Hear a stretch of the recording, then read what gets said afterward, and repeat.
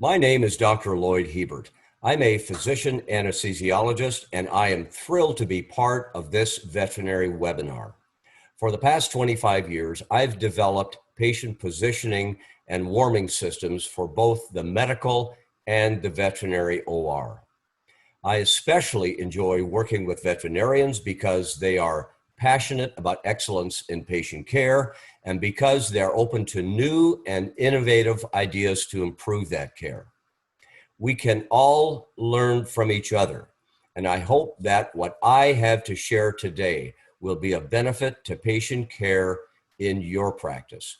With that, let's jump right into a topic that I'm passionate about: hypothermia, pathophysiology, and prevention. In this webinar, we will define hypothermia. We'll talk about the 4 mechanisms of heat loss, the importance of the core and peripheral compartments of the body in hypothermia, the 3 phases of hypothermia during anesthesia, the complications of hypothermia, and prevention of hypothermia preoperatively, intraoperatively, and postoperatively. Well, what is hypothermia? I'm certain I don't need to school any of you in telling you what the normal temperature of a dog and cat might be. The progression of hypothermia, however, is a very slippery slope, and intervention needs to occur early. Mild hypothermia is 98 to 99.9 degrees Fahrenheit. Moderate, 96 to 98. Severe hypothermia, 92 to 96 degrees Fahrenheit. And critical hypothermia is 92 degrees Fahrenheit or less. To understand how hypothermia occurs, understanding the mechanisms of heat loss is very important.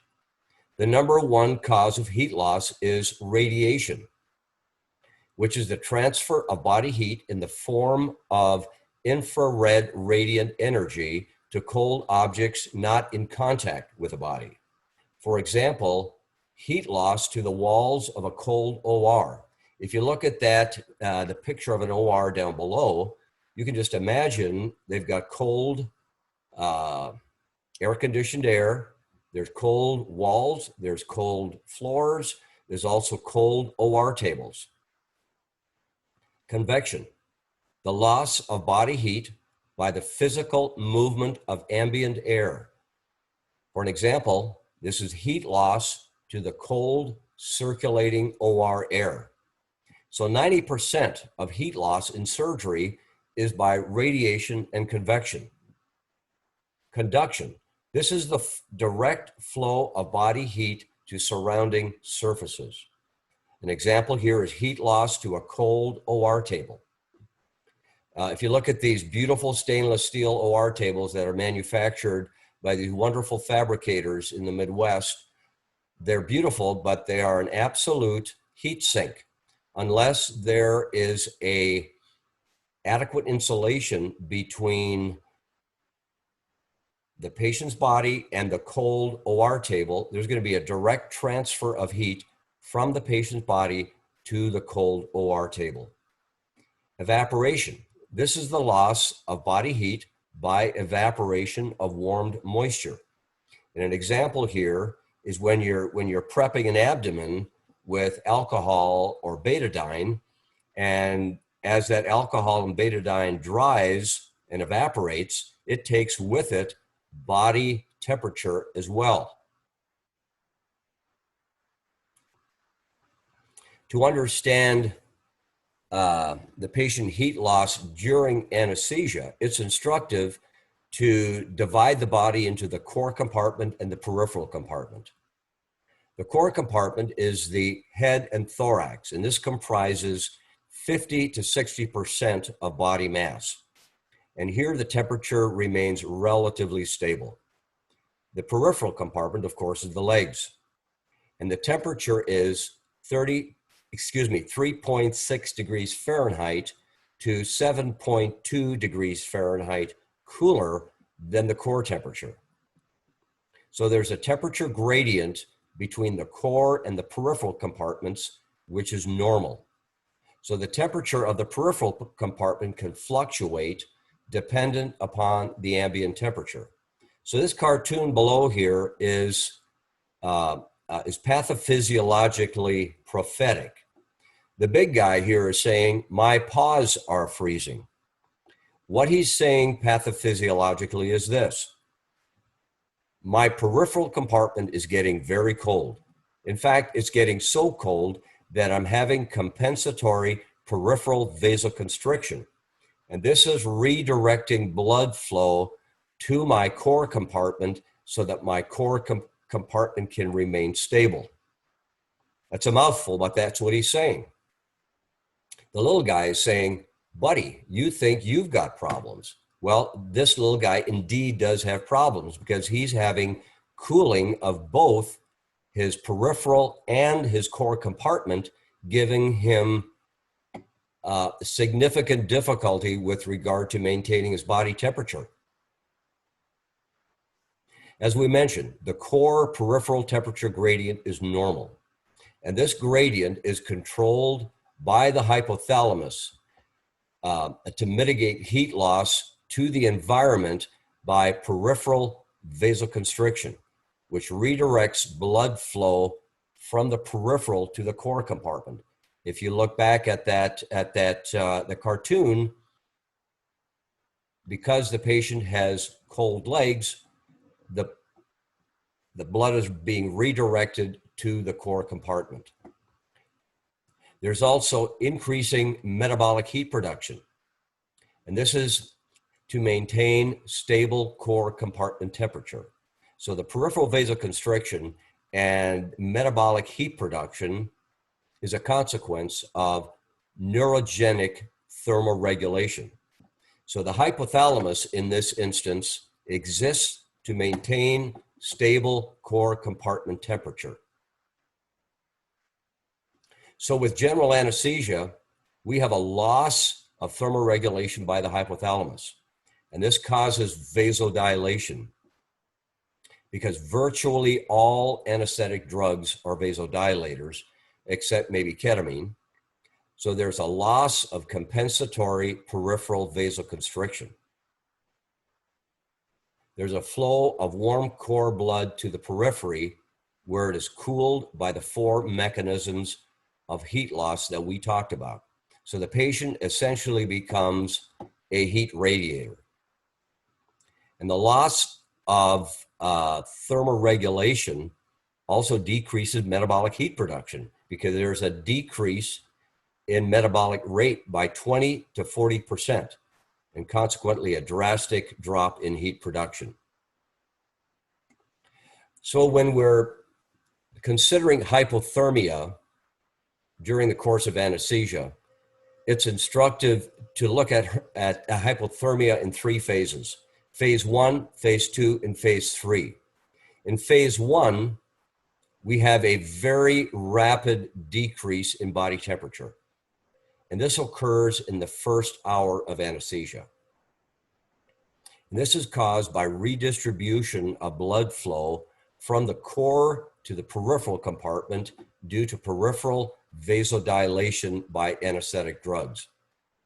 Body heat is then lost through the skin by the 4 mechanisms of heat loss that we talked about. The redistribution of blood flow depends on the core to peripheral temperature gradient that we also talked about. If there's a large gradient, there's a greater warm core blood flow to the periphery. There's no compensatory peripheral vasoconstriction. There's a loss of thermoregulation. Remember, this is a number to remember. In phase 1, accounts for 81% of temperature decrease during the course of anesthesia. Remember this number, 81%. So phase 1 is the time when interventions are the most effective. I understand that your veterinarian patients are not particularly cooperative prior to anesthetic induction. So active warming must start immediately upon anesthetic induction. In phase 2, we have a slow linear decline in body temperature, and this can last for 2 to 4 hours.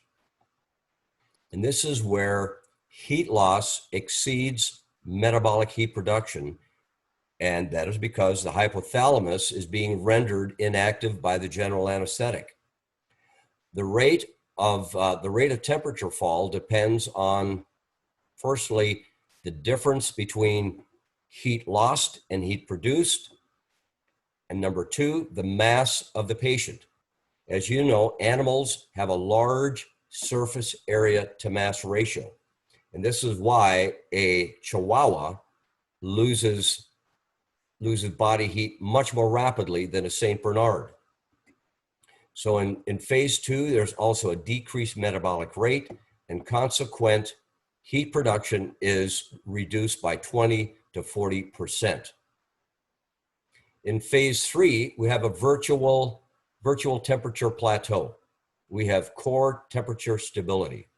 And this occurs after 3 to 4 hours of anesthesia. And this is where metabolic heat production equals heat loss. If you look at this poor sheep, which is embedded in a snowbank, this sheep has core temperature stability. Its metabolic heat production equals its heat loss. So what are some of the deleterious effects of hypothermia? I suspect that if our patients knew what happened under general anesthesia with hypothermia, they might think twice. But let's just go through them. It can range anywhere from cardiac arrhythmias to decreased platelet aggregation, impaired kidney function, impaired liver function, surgical site infections, poor wound healing, increased recovery time, and death. So how do you monitor a patient intraoperatively in the most accurate fashion possible? Well, the esophageal temperature most closely represents core body temperature. And if you look at this anatomical drawing, the esophagus, as you can see, is in direct contact with the posterior wall of the left atrium and very near the pulmonary vessels. So there's probably not a warmer area in the body than right here. So that's the optimal site of temperature monitoring. If you can't do that, rectal is possibly second best, although it does not represent core or your peripheral temperature. So how do we prevent hypothermia? Well, as you know, there are a myriad of patient warming devices out there, and this webinar has not been created to endorse any particular warming device or system. There are passive warming devices like thermal retention blankets, active warming devices such as forced air warming, electrical warming, circulating water warming. Okay, preoperative warming. If you look back to your veterinary education, and you remember some of your lectures, like some of the lecturers probably said, if you don't remember anything about this lecture, remember this slide. Okay, this is that slide. Preoperative warming. With general anesthesia, the flow of heat from the core to the periphery is massive. That's because of the vasodilation.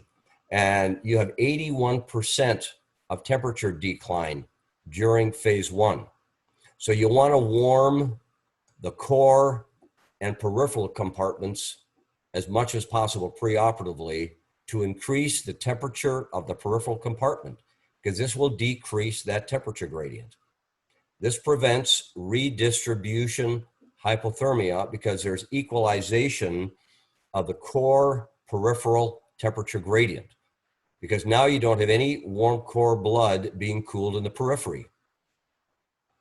So you want to use active warming during pre-op prep as much as is practically possible.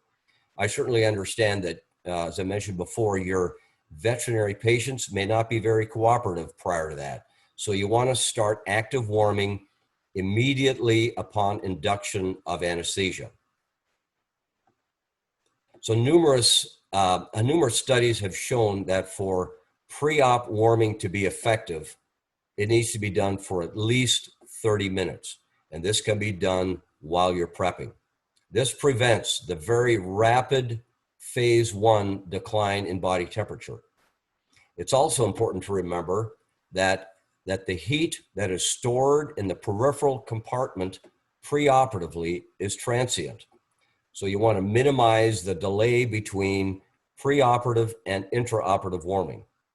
So if you've done a great job of preoperative warming in your pre-op room and you're moving that patient to your operatory, as soon as physically possible, continue your active warming. And what you may also need to do to prevent radiant and convective heat loss, you may also need to use some type of a passive warming device, because for every minute of delay between pre-op and intra-op warming, the likelihood of a drop in core temperature is increased by almost 5%. So remember, 81% of temperature decline occurs in phase 1. Effective pre-op warming with minimal delay to intra-op warming are the two most important steps you can take in maintaining normal thermia. Intraoperative warming. Again, minimize the delay between pre-op and intra-op warming. The heat stored in the peripheral compartment is transient, so don't delay. You want to expose as much of the patient's body area, the patient's body surface area, to your warming device as you possibly can. And obviously, when you're doing over-body warming, you do that in non-sterile areas. However, there is very frequently inadequate area of coverage. If you look at the slide down below, you see the lower part of the chest exposed as well as the entire abdomen. So there's not a lot of over-body surface area left to provide active warming. When you're doing underbody warming, use appropriate warming devices. You want to use warmed IV fluids. When you're doing an abdominal procedure, you want to irrigate with warm surgical irrigation, and irrigate with warm irrigation at least 3 times so that you have transfer of heat to the mesenteric and the intra-abdominal blood vessels. So we also want to decrease convective heat loss, and this is best done by maintaining an appropriate room temperature. And the appropriate room temperature appears to be about 73 to 78 degrees Fahrenheit if, and I say if, the surgeons can tolerate, because I've done surgical procedures as well, and at 78 degrees Fahrenheit, it's not very comfortable for the surgeon. Postoperative warming. So you want to maintain active warming until the patient emerges from anesthesia. Postoperative return to normal thermia occurs when brain or hypothalamic anesthetic concentrations decreases sufficiently to again trigger normal thermoregulatory defenses. And this is compensatory peripheral vasoconstriction and metabolic heat production. So why is normothermia important? Well, it's important, as you know, physiologically as well as economically. As you've seen, the hypothermia that we talked about certainly affects an animal's physiology. And normothermia prevents the deleterious effects of hypothermia. When you're normothermic, when you have a patient that's normothermic, The hepatic enzymes and renal excretion will be more effective in metabolizing the anesthetic medications, and you're going to have a very rapid emergence from anesthesia. Well, normothermia is also important economically. When you have excellent patient care and you have a normothermic patient intraoperatively, you're going to have decreased recovery time and you're going to have increased clinical efficiency. Numerous studies have been done regarding the economics of effects of hypothermia on the medical side, and they've been able to show that a decrease of 2.5 degrees Fahrenheit below normal thermia intraoperatively will create a patient bill upon their discharge, which is $2,500 to $7,000 more than had they been normal thermic intraoperatively. And this is because of increased recovery time and increased post-operative complications. I've also spoken to some very financially astute veterinary clinic managers, and they've indicated to me that their recovery time costs are from $100 to $125 per hour. So can you imagine if you maintained normal thermia intraoperatively and you were able to decrease your recovery time by half, how that would affect your clinic revenue? So increased clinical efficiency equals increase in clinic revenue. So normothermia, as we've been able to see, normothermia is important physiologically as well as economically. So in summary, we've defined hypothermia. We've talked about the 4 mechanisms of heat loss. We've talked about the core to periphery redistribution with anesthetic induction and the gradient that occurs. We've talked about the 3 phases of hypothermia during anesthesia, the deleterious complications of hypothermia. We've talked about prevention of hypothermia preoperatively, the vital importance of pre-op warming and minimizing the delay to intra-op warming, and that this is when intervention is most effective. And to remember that 81% of temperature decline occurs in phase 1. We also talked about the prevention of hypothermia intraoperatively and postoperatively. Well, I've been honored to have participated in this veterinary webinar. I hope that what I have shared will be of benefit to your practice. If you have any questions or you have any comments from which I can learn, you certainly are welcome to email me at vetwarmingsolutions@gmail.com. Thank you very much.